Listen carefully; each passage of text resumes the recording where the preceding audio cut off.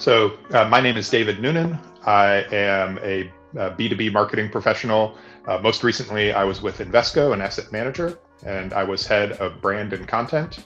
And I led a pretty robust editorial agenda spanning from top line topics that clients were interested in, everyday topics, all the way down to the product marketing. The business that I was responsible for, we were in many European markets, and our content was getting picked up in Asia Pacific and North America as well. And so translation, transcreation was a big part of what we did. Initially, it was really more translation. So here is a piece that we created for one market that we want to use for another one. But as our marketing became more and more integrated, it was necessary to say, okay, what is the core thing that we want to say? And how do we make sure that that is the same expressed in Chinese as it is in French versus Italian versus English? And that actually uncovered some really interesting observations that changed our approach to translation to get more into transcreation. Yeah, well, I think the big one was that there's a difference between literal translation and capturing the essence of what you want to say. A lot of marketing material is, can you give your audience this impression? And this impression needs to be either key to your brand or key to the objectives of a marketing campaign, that when you think of company X, you think Y. Well, if that Y is written one way in English and then literally translated, the audience has come away with something completely different. And you wouldn't know that because you're looking at a translation and then a reverse translation that says, oh, that basically says the same thing. Well, for one of our brand campaigns, we ran some research to understand what our clients understood about our messages when they saw it. These were things like, this business can invest your money with smart people who use good technology. That was the gist, right? So a fairly simple message. Well, in German, it was, this company has a very long history and therefore should be trusted. In Italian, it was, this company is thinking about the future and what they need to consider in order to manage your money. And just these very, very slight changes of wording became very different in terms of your campaign messaging. And when your entire campaign is based on a purpose of, let's get people thinking that we can actively manage their money, suddenly everything is different, and then the message isn't consistent. And when the message isn't consistent, your client, you don't get the salience, it doesn't set in for your audience.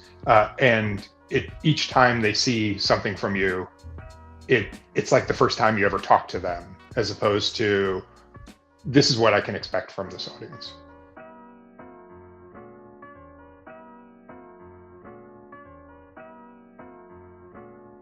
How we achieved more consistency in our messaging was, first, we used a transcreation software, but then we supported it with live transcreation sources, people that were really familiar with our brand.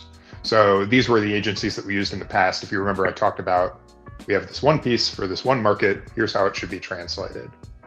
So there's people who understand the nuances of one market to the next, how you express a very specific point, where it's kind of a belt and suspenders approach for taking this machine translation and then making it appropriate for the cultural nuances and also what we wanted to say specifically in that market.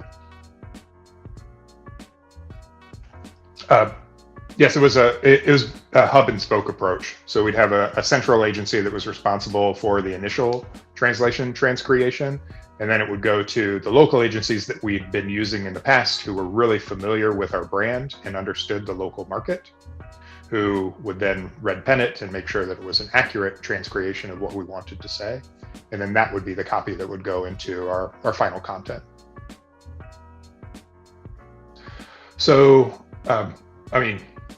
the fancy answer would say that we reran research and it was all proved out in the end, but marketing moves fast. You're not always saying the same message. And so analyzing your content from one campaign to the next may not necessarily make sense. We took a more pragmatic approach. We got our local marketing teams involved, which again, the important thing was making sure that everyone was aligned with this is the key message that we want to say. And so with that understanding, our marketing managers in Zurich or in Madrid or Milan could say, yes, this is the message that we're trying to get across, and that transcreation was accurate. So it was really important to bring our local teams along. That was one thing that we found about our approach to transcreation, is bringing them in early. This is the campaign that we've got in mind, and this is what we're trying to accomplish. Even what is the key message that we're trying to get across? Getting the local teams in early is critical, because the more they understand the message up front and the more bought in they are on that message, the more that they can turn around in the end and really get that accurate last step in making sure that the transcreation is accurate. It's almost like having a brand handbook for the words that you use. Here is our key message, here's our value proposition, here's our promise to our customers, here's what they should think about when they think about us, and here's how you express it in the different languages. If you've got that anchor point, then it streamlines a lot of the process that happens next, because everything goes through a translation tool, which is going to try to catch the nuance, but basically is premised on a literal translation. And the more you can help the machine learn about the right language to learn, the more you can help the people up front understand the message, the more you can catch the proofing that happens at the end with the local agency or the local teams, the more streamlined that process is going to be. I think that's really where the value is.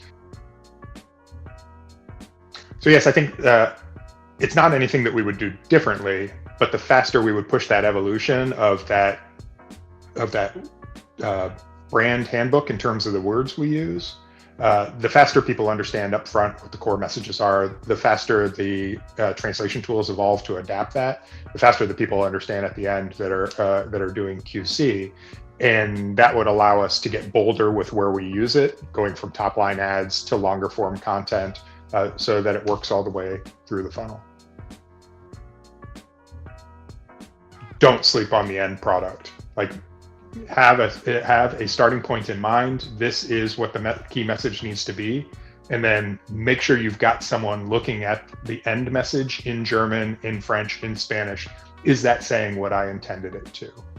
And if not, what do we need to say differently? I think another tip that I would have for the CMO looking to get into international content transcreation is to be really deliberate about your content strategy.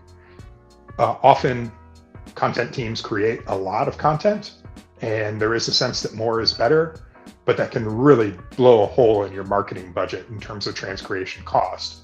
For us, that got really expensive really quickly because of all this storytelling that we wanted to do. So we needed to be really deliberate. The question was, is this useful in your market? And of course, the answer is going to be yes. Like, there is, why would I say no? Every little bit helps. So there's an incremental benefit to getting this piece. But if there's no balance of, okay, this is what we want to spend, and to your point, marketers need to be really deliberate about how much they want to spend and recognize that good transcreation does come at a cost.